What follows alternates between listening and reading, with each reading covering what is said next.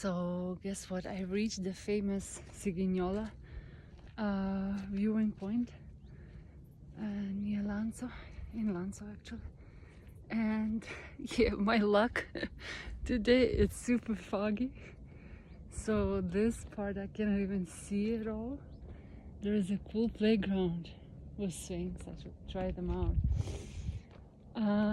And yeah, you can see this part, Monte Sigignola.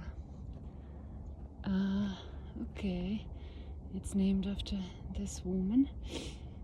I'm not sure why.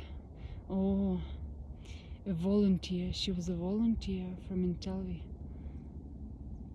who died in a plane crash during a mission in Kosovo. Okay, rest in peace. But look at this.